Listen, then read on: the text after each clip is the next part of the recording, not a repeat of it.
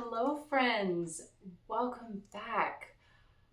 Oh my goodness, it has been the craziest 7 months. Has it been 7 months? I think it's been 7 months. Yeah, since I last did a video. So, for those of you who have maybe been wondering where I am, I just want to say thank you for your patience. This has been such an interesting season, and I feel so lucky to even be able to sit down and come back to YouTube and chat again. I've missed it. I have missed all of you.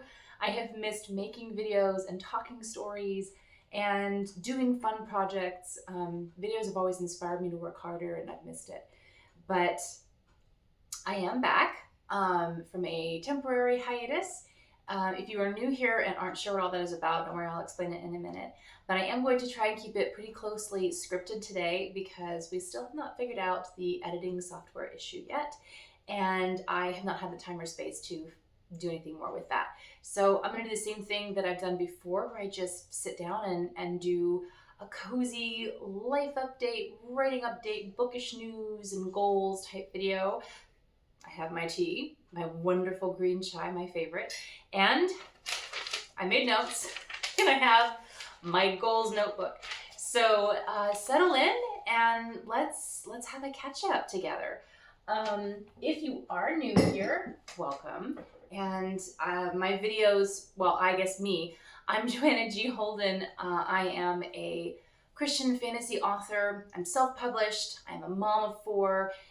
So life here is very busy, and my videos typically revolve around the writing life and regular life balance, my writing process, the projects that I'm working on, and in this case, updates and cozy writerly chat. So if any or all of that sounds good to you, then click the subscribe button so that you can get a load of all of my videos. And make sure you like this video and even comment down below to let the YouTube algorithm know that I am back and continue recommending it to new subscribers and to all of my existing subscribers, because we know that YouTube can be weird sometimes. Starting with life updates. Wow. A lot has happened in 7 months. So much has happened in 7 months. I'd like to start by just thanking everyone who has been keeping my family in your prayers after my husband's accident last summer. He is doing phenomenal. His recovery has been frustratingly slow, and yet at the same time, he has been making leaps and bounds. It just feels slow. So he is still recovering. We are kind of more past the initial burst of recovery and into the long haul of just building the core strengths, gaining full functionality, getting back to work, that kind of thing. So we're continuing to pray. We're continuing to just be grateful that he's here. But the recovery definitely is happening. An exciting piece of news that happened to our family, and again, if you've been around any amount of time, this will be extra exciting, but we moved! Still in Texas, still the same house, so if it seems confusing, it's not that we've changed houses. We moved this beautiful big double wide to our own property. Now we are still owning it with multiple other family members, so it's still kind of like a big family compound, but this is a different property. The one we were on was a wonderful property, but belonged to someone else, and we weren't really able at that point in time to kind of make a space for ourselves there. So we've got that space now. It is gorgeous. It is exactly what we wanted. There are trees that are taller than me here, which is exciting. I'm almost 6 foot, and all the little squatty top of the hill trees just don't do it for me. These ones are tall, and it's just been a wonderful place. The kids love it. It has been great for writing inspiration, and we're so grateful that we finally have a place that's kind of at least mostly our own, that we've had our name on. It's really important, and it feels so good to be able to have that. We completed the school year. Can I just take a minute to appreciate we finished the school year? We actually completed a full school year in the middle of everything that happened, in the middle of recovery, in the middle of, we had multiple sicknesses over the year, as people do.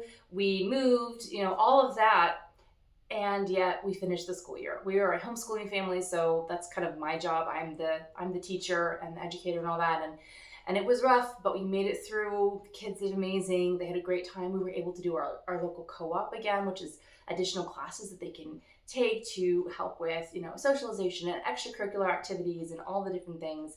It was a good year for school. I was very proud of myself. We pulled through and we did it, and it was fun. School isn't always fun, but this year it was fun. June was a crazy month. I was supposed to get a lot of writing done in June, and that did not happen. We ended up, the kids, the older two, went to camp for the first time ever, and that was amazing. But I still had to at home, so it wasn't exactly like, free. And then I will talk a little bit more later about the writerly side of what happened in June, but let's just say it wasn't exactly smooth sailing like I had kind of planned it to be. Then right after that, we had Vacation Bible School for a full week, and I volunteered, so I was with everybody else's kids for the whole week. Yay. I'm not always the best with other people's kids.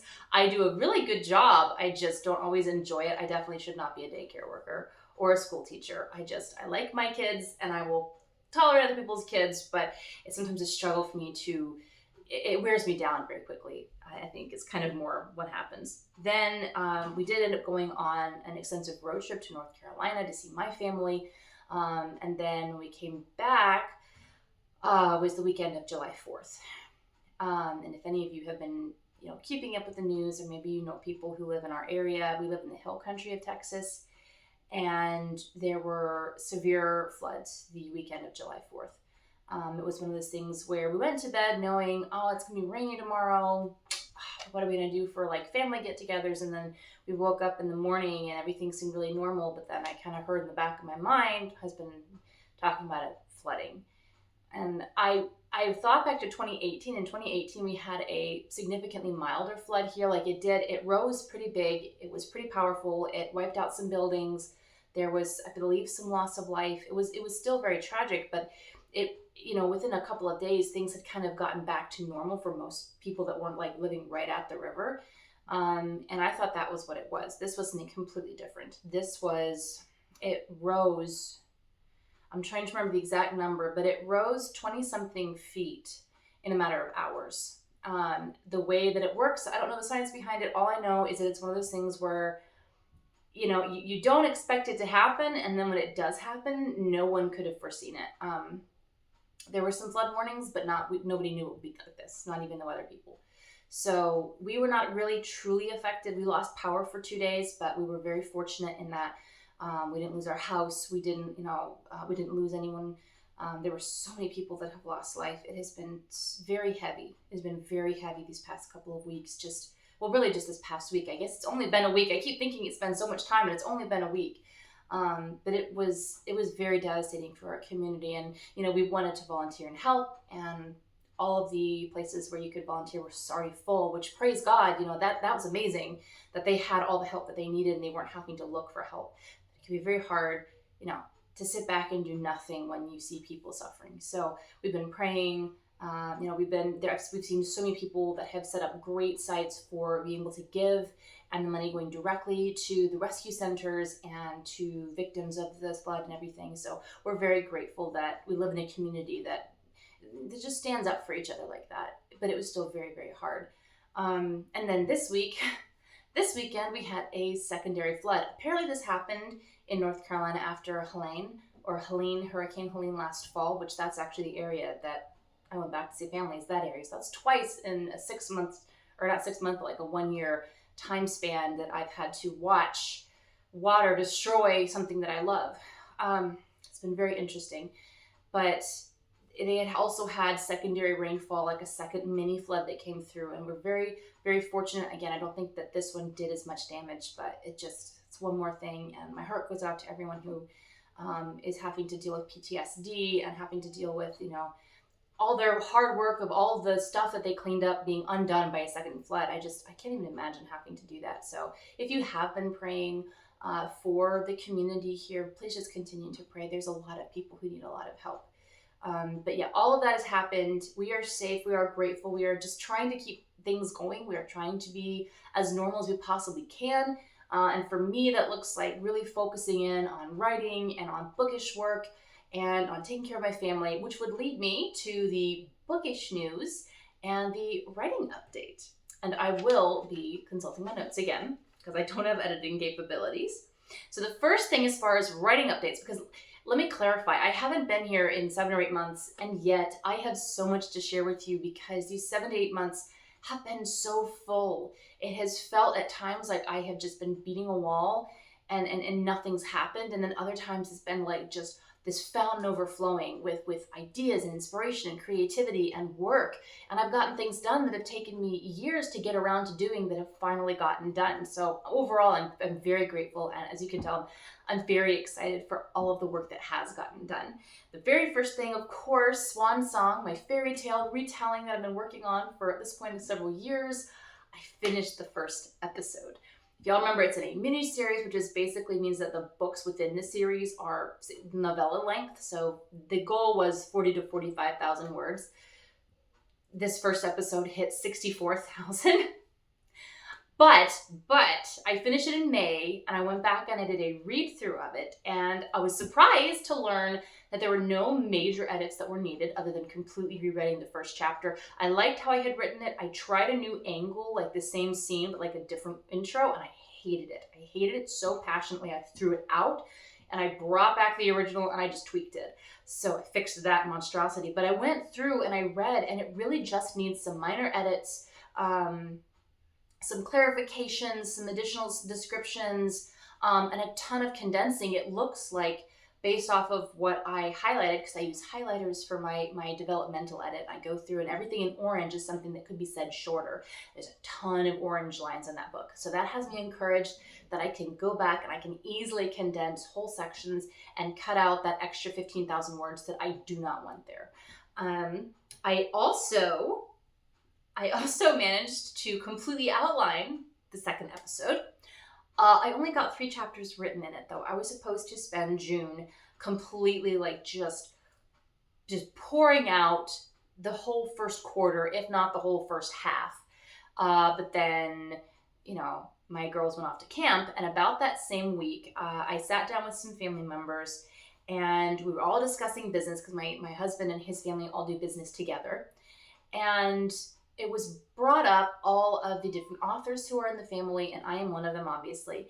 And I was gently encouraged and prodded a little bit to actually be marketing and actively trying to sell the books that I have already written. So Snowdust and Little Hit, my middle grade fairy tale retellings, they're already published, and I have not really done any marketing since they were published. I occasionally will throw something up about them on like Instagram, but I haven't been like hardcore marketing myself and my books like I could be.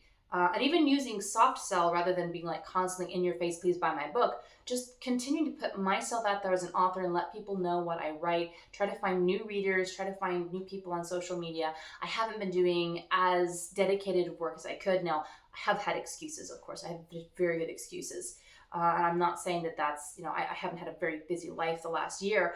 But I was encouraged to try some different things. I was given some tips on how to utilize different tools to my advantage. And I finally broke down and I got a TikTok account. I have been avoiding TikTok like the plague. I do not use TikTok. I love Instagram. I love how it looks. Maybe it's because I'm a millennial. I don't know. I didn't get Instagram until I was in my 20s. So I don't know. I don't know what it is with me. But I was just resisting the urge. And then I finally broke down and made an account and started making reels. And I started really working over the month of June after that meeting.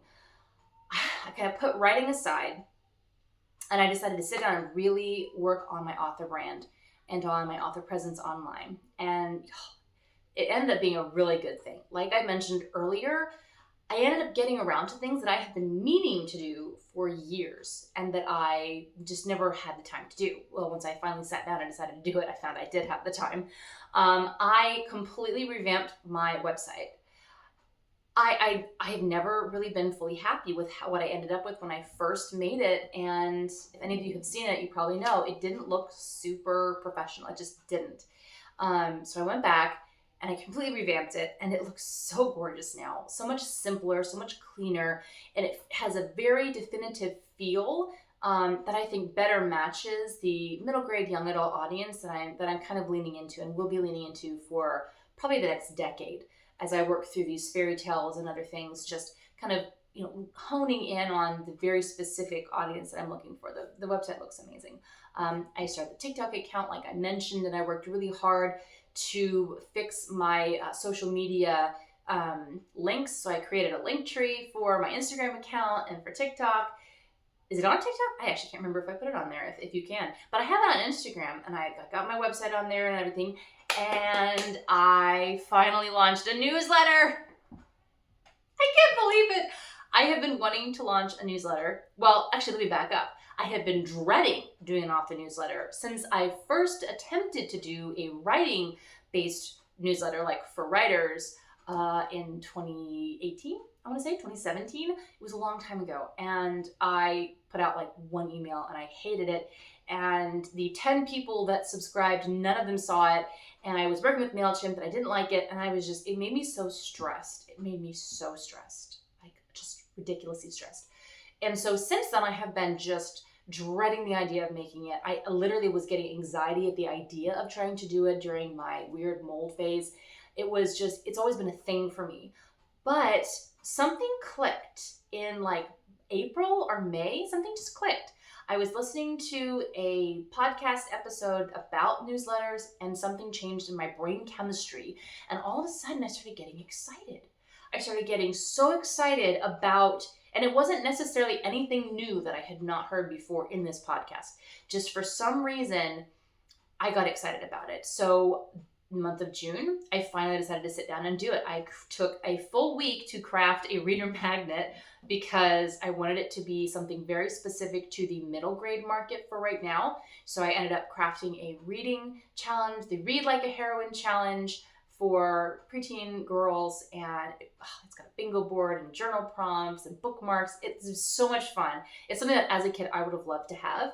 And as a mom that I would love for my kids to have. And I created that and I set up. It took me forever to set up the newsletter. I used SendFox and it was great, but it took longer than I wanted because I had to go look up how to do stuff because I'm not the most tech savvy. But I got it done and it looks gorgeous and I absolutely love it. And I sent out the first official monthly newsletter last night at like almost midnight. And I'm in the track now of like, it doesn't matter, if people don't open it right away, I'm still getting my feet under me and I'm just going to keep pushing and keep persevering and just do what I can with what I have for now. And as I go, I'll get better and better. I'm trying to maintain that attitude for everything. And then what else did I do? Oh, yes. It's a Project Coastlander. This may be the thing that I'm honestly the most excited about, which is kind of crazy given that I've had so much else to be excited about. But I have been working steadily on Project Coastlander since my last video in, I believe it was November or the end of October. If you don't know what Project Coastlander is, it's my adult high fantasy series that I have been working on literally since I was 15. I have not worked on the same version since then. Like, it's changed, the world has changed, some of the characters have changed.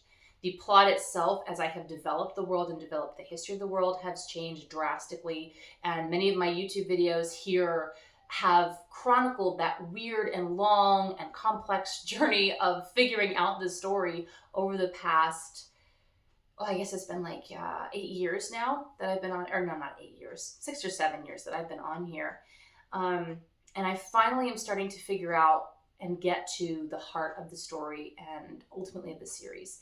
So over the past like 7-8 months, I have been writing it one scene at a time from the main character's perspective. Like there's multiple characters that have points of view, but from like the main character's perspective, just figuring out his story. And it has been amazing. I was doing one scene a month and then utilizing the critique group that I'm a part of. I would send them that chapter after I had, polished it up a little bit to kind of get their feedback and their first impressions, because none of them had read any of the story. They didn't know the story. They didn't know the world. So it was prime audience for me figuring out how much I need to do exposition-wise when, and how the story needs to go in order to go the direction I want it to. It's been amazing. And I have honestly felt as if through writing these scenes just 1 month at a time, I've almost been like a tourist in my own world, where I've been able to just explore different parts of this city that I'm in, and of the magic system and of the cultures that I've created, and the fantasy races and the fantasy creatures. It's just been so cool. And I've been loving it. Now I have decided to temporarily push pause on that because I'm only like, I want to say I've written 6 or 7 scenes, potentially 8. And I need to go back now and kind of refigure out how I want the story to start. If it seems kind of like a long process, I know there are many people who would say just finish the book and then go back and fix it. But the truth is that right now I'm laying down the foundation for the rest of the book. I'm not sure where all of this book needs to go. And that is part of why I am drafting a little at a time as I go. I have done so many times, and I have made videos so many times of me fast drafting a quarter of the book, a third of the book. At one point I had reached like 120,000 words of book and then had to stop. And because I realized it wasn't what I wanted, it wasn't the true story. So rather than like cramming in tons and tons of words only to go back and completely change it, I'm doing a little bit at a time and then going back and restructuring and figuring out what direction it's going, figuring out whose perspectives need to be here, and then moving forward. And eventually, when I am done writing the fairy tales and I move on to Project Coastlander full time, I'll be able to write through it a little bit more quickly. But the hope is, if I can finish this year having written, 10 to 12 scenes and figuring out more of what the story is about, by the time that I get to next year, by the time that I get to a place where I can really devote more time, if I write some scenes every year and I continue to figure out the story more and more, by that time I will have the knowledge to move forward and I can start fast drafting again and it will look completely different. So that's the Project Coastlander update. I can't remember if I said this before, but I have figured out a title, and it's actually been kind of confusing because I'm trying not to use the actual title because it's not ready to release yet, but I keep almost saying it. So Project Coastlander, trying to make sure that I say the right one. And now finally we get to the goals part. The goals. I'm not going to do the full year at this point. Like I could do like a half year look back and look ahead, but honestly, right now I just want to get through the next 3 months. I just want to get through the third quarter of the year. July, August, and September. That's kind of what I want to focus on. And if I can get through these 3 months and actually make the progress that I want to make, then I can kind of figure out how the rest of the year needs to go. So I have been working very hard on doing goals, and I'm working on my Kanban board, which if you don't know what that is, I will link a video in the description box about Kanban boards because I don't want to take the time right now to explain it, but it's basically a way of tracking goals through projects and individual tasks. So my 3 goals, as always, are my writing, my author business, and my reading. And the projects that I have lined up for Q3 are finishing drafting Swan Song Episode 2. I genuinely believe that I can do that in the next 2 months if I worked really hard. I think it would end up only being like 10 to 15,000 words a month in order to reach the story goal. And I believe that I can do that. If I had extra time in the month of September to go ahead and do a quick developmental edit of the first episode, then in the fall I could hand that book over to a developmental editor, friend of mine who is just learning, just getting started, and is eager to find someone's work to do. She's doing it for free to give her a chance to test out her skills and her new knowledge. So, and the course that she's going through. So I would love to hand that off to her in fall. That would be amazing. So the goal is, of course, finish the book in this 3 months, but if I could finish it in 2 and then have that month to polish up book 1 and send it, that would be my ideal.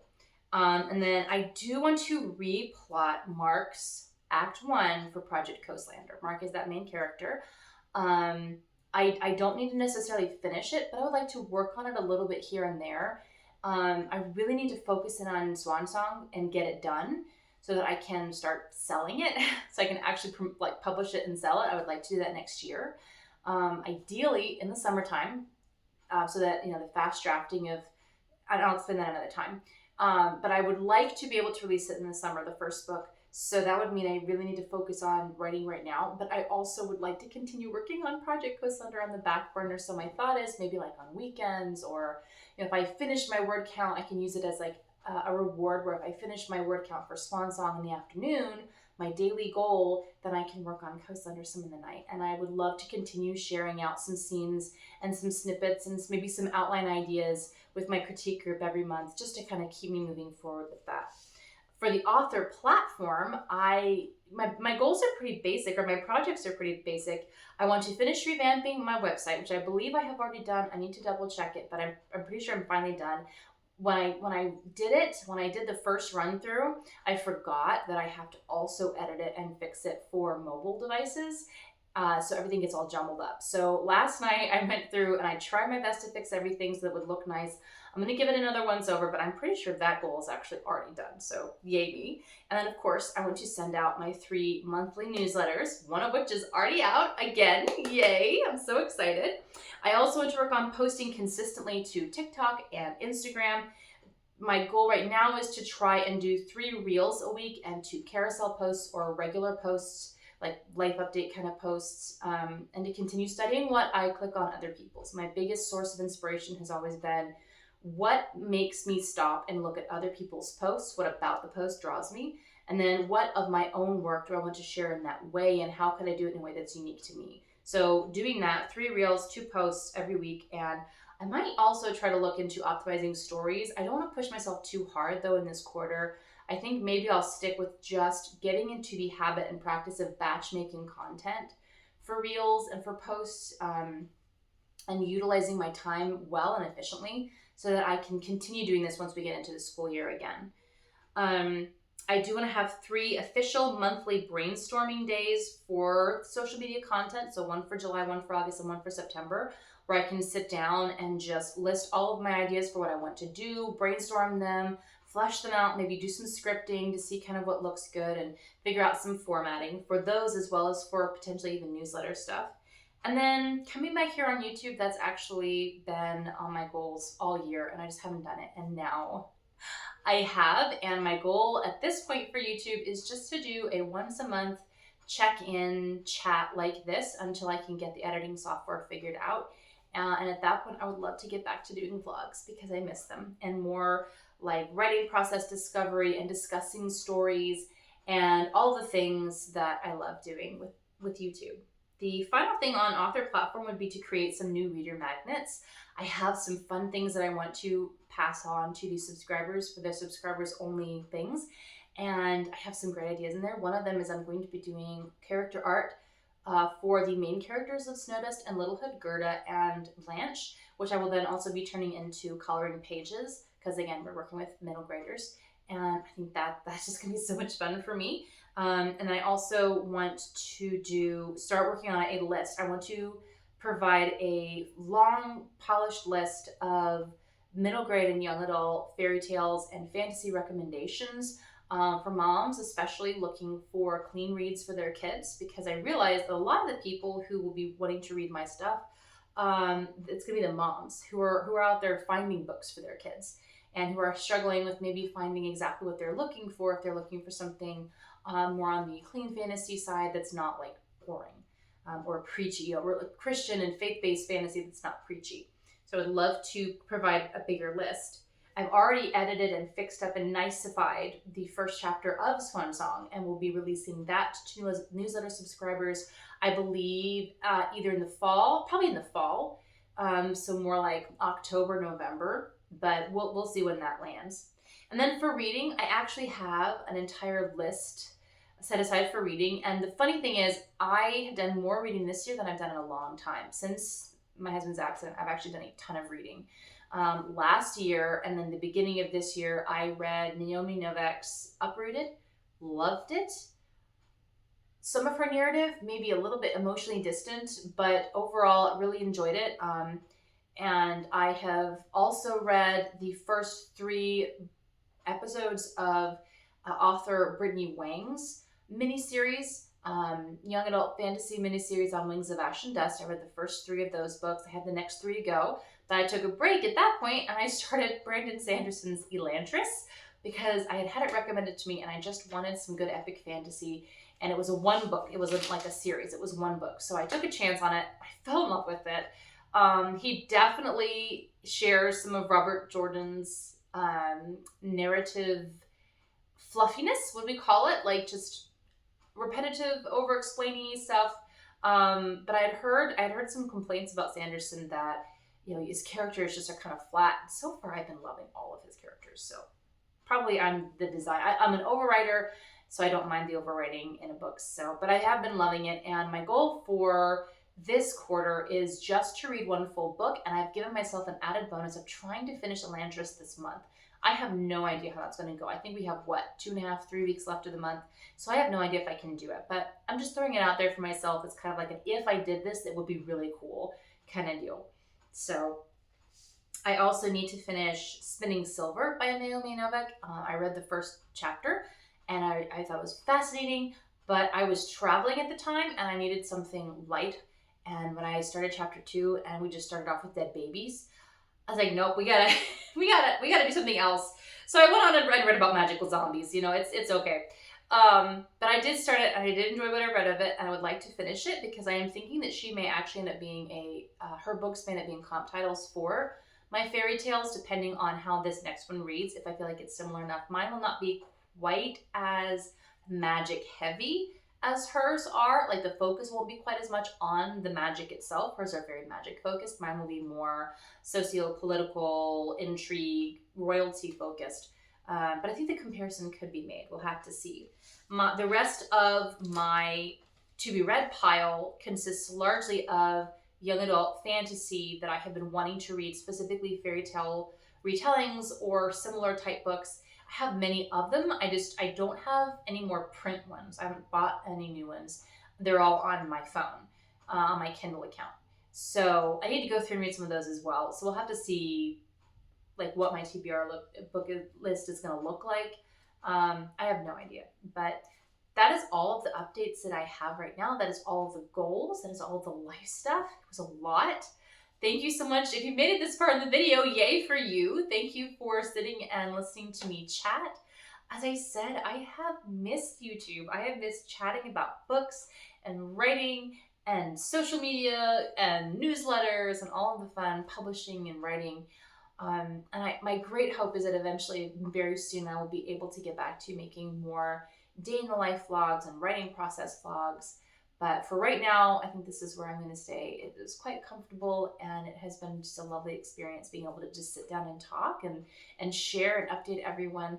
I hope you all are having just an amazing July so far. And if any of you viewers are here in the Hill Country or in the areas around the country that have been bothered lately by just horrendous tornadoes, I wanted to say that my prayers and my thoughts go out to you, and that I love you, and that I hope that you are doing well in the middle of all of this. Again, if you like this video, please be sure to click the like and comment down below what some of your July goals are and what your thoughts are about, moving forward into the rest of the summer with the bookish things and the reading things and the life things. Yeah, I love you all very much, and I will see you in my next video. Bye.